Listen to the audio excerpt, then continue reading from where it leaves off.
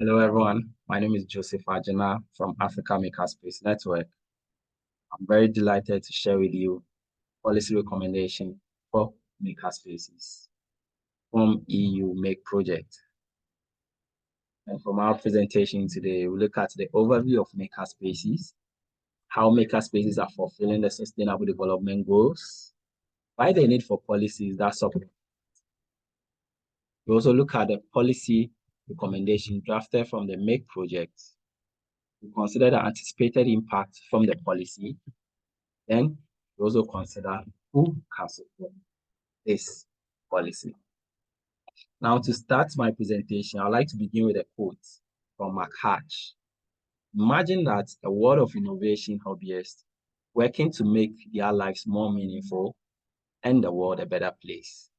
That is basically what maker ecosystem is about. A makerspace is a place for making things that combine traditional tools or equipment or techniques with digital fabrications, such as 3D printers, laser cutters, and other computer control machines.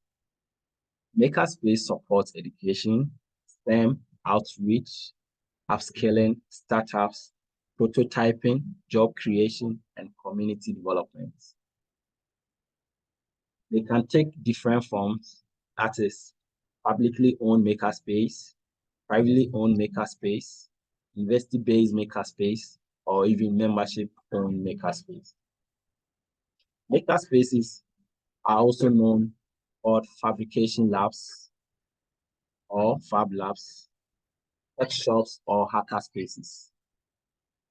They are often based in community and sole purpose is to give learners some form of creative ideas in prototyping and collaboration.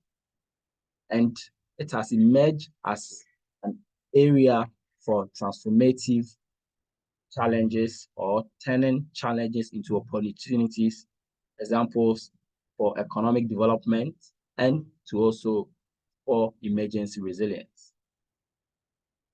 Now, what we can talk about is what are the current issues that require attention in makerspaces? Taking the case of Africa, the continent is no doubt the most resource continent. And despite the resource base, the can talk about the continent remains the poorest in the world, comes to low job opportunities, lack of entrepreneurial and innovation skills.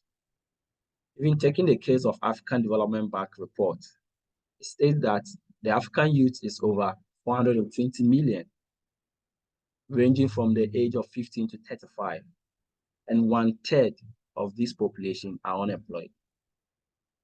Now, even to make this case worse, according to ILO report in 2023, it indicates that 2/3 of these unemployed people are females.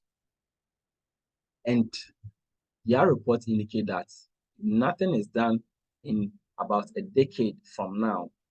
The likelihood that the unemployment rate is going to be about 263 million.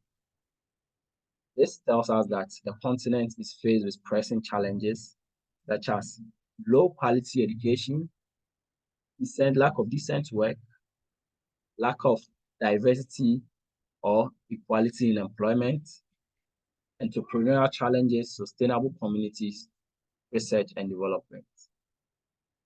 Now moving on to Europe, even though the continent's unemployment rate is relatively low compared to that of Africa, there still persist some issues, including the aging population, thereby shrinking the working group in the continent. When it comes to post-pandemic recovery, it's still a challenge, and also environmental challenges in the continent. The implication is that it does not only affect the people in which they live in, but also government as well. Yes, business and civil society. It also impacts other areas such as the health of the people. It has also impacting the public finance, the social care system in the continent. Now, to be able to sustain this, we are saying that there should be some form of community fostering, which is characterized by responsible consumption and resilience. There should be also the form of growth and innovation, as well as creativity among all groups, irrespective of age or gender. As such, there should be an urgency in resolving these challenges in order to achieve sustainable across both regions. Now, one will ask, then why makerspace? And we are going to talk about makerspace because they are already into this venture and they are making impact, especially in fulfilling the sustainable development goals. Taking the case of quality education, makerspaces are already in there, ensuring that they are giving hands-on learning to students, to learners, and anyone who wants to learn, irrespective of your background, be able to be equipped and also able to take up future jobs that is or may arrive. When it comes to gender equality, makerspace does not consider the gender group of individuals. All individuals are being accepted to be part of a makerspace in order to ensure that there is creativity, there's different perspective in life to bring about richness of content in everything that they do. When it comes to decent work opportunities, makerspaces are creating startups, businesses, able to develop core ideas to people to start up their own business. Infrastructure, industry, and innovation is core mandate of makerspace. Reduction in inequality, as mentioned earlier, they don't care about where you are coming from. All they care about is giving you the best form of training, the best form of innovative ideas to bring up something that can be beneficial to communities. Now, for sustainability of society or communities, makerspaces are already in there. When you talk about the area of giving people some form of responsible consumption, where they can be able to use existing resources rather than going back to destroy the environment, they are giving people ideas to reuse of material, which is not so previously. And also climate change can talk of several makerspaces that are currently trying to ensure that it creates solar panel, wind channels for the propel of electricity to support communities. Then I'm sure people will be asking, so if makerspaces are doing all this, then why the need for policies to support them? This is a very good question, actually. And we can talk about the case where there is issue of paying of rent because of high cost of rent and equipment, lack of collaboration, and lack of political recognition, hindering their potential for growth and impact, as well as funding challenges, because most of them are funding their own thing or getting some funds from donors, which might not be enough to be able to make the great impact they want to. And also lack of resources. So in all this led to the need for us to be able to bring about a policy that will serve as a way for makerspaces to be more effective in the things that they do. So therefore, a common policy was drafted, and this policy vital tool for policy engagement in makerspaces and also for policymakers to have some kind of conversation about the need to improve the state of makerspace. And our first recommendation is on makerspace collaboration. We are saying that government should facilitate new opportunities for collaboration between makerspaces and various stakeholders, such as local and national government or even NGOs. Yes. Now, for recommendation 2, we are talking about funding and sustainability of makerspaces. One of the challenges of makerspaces is funds. So government should be able to initiate yearly funds that will support makerspace for their research, innovation, and even people practical training. Now, the third one is endorsement of makerspace programs. We are saying that government should actively endorse maker programs or courses to further bolster sustainability for makerspaces. This will actually give people the attention that indeed makerspaces are doing something, and therefore they need to also participate in it. Then the fourth recommendation we want the government or various governments to implement is integrating makerspaces education, all spheres of education. That is, government should integrate it in school curriculum by giving students some hands-on training for them to take up the future jobs and also be more innovative, bringing new job opportunities. Then finally, there should be recognition of makerspace as critical infrastructure and local manufacturers. We are saying that government should extend official recognition to makerspaces, acknowledging their pivotal role in education, human resource development, and local industrialization. Now we are looking at anticipated impact when the policy is implemented by policymakers and governments. Now for funding support, looking at the interim, it will enhance their resources capacity to engage in community-based activities, thereby bringing community to their space for them to get some practical training that will support their business and also improve society, especially when it gets to emergency situation. You can make the case for even during the COVID-19, where about several makerspaces came together to build about 48 million toolkits or facials and other essential tools to combat COVID-19.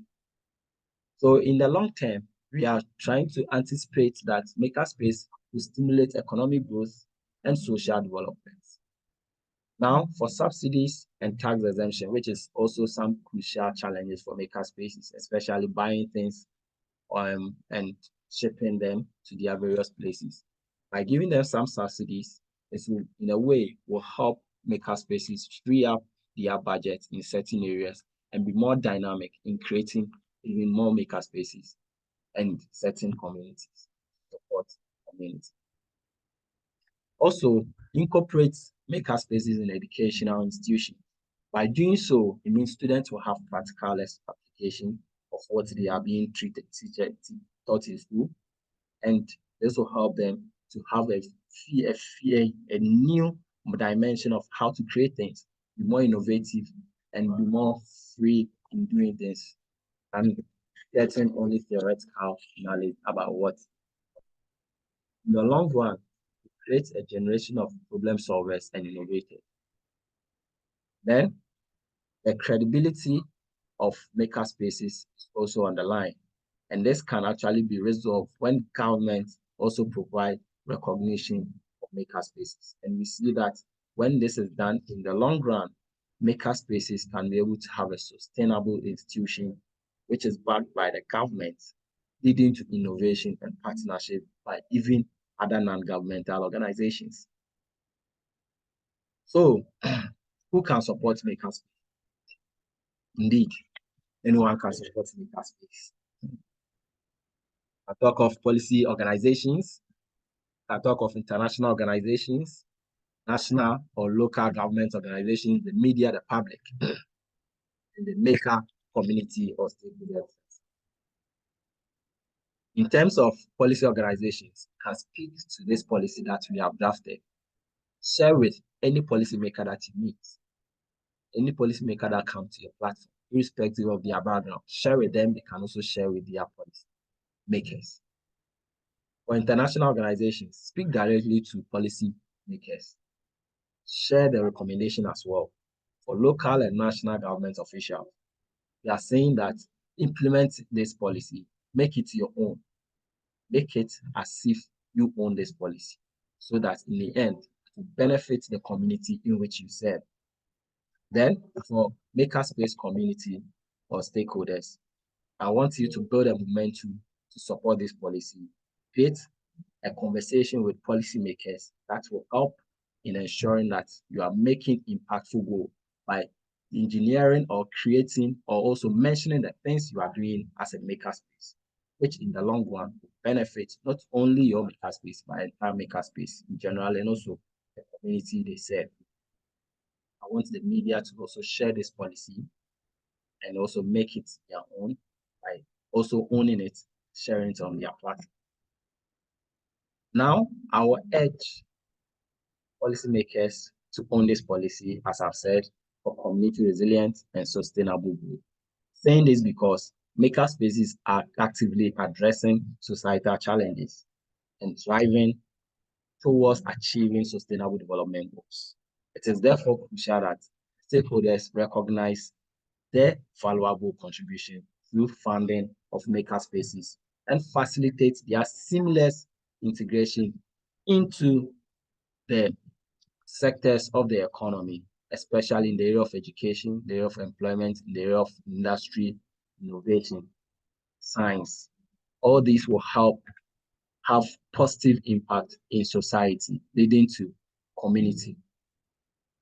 I will therefore end my presentation with a quote from Juliet Gordon Low. It says that the work we do today is the history of tomorrow, and we are its makers. So I'll say that let's make this policy a reality. Thank you very much.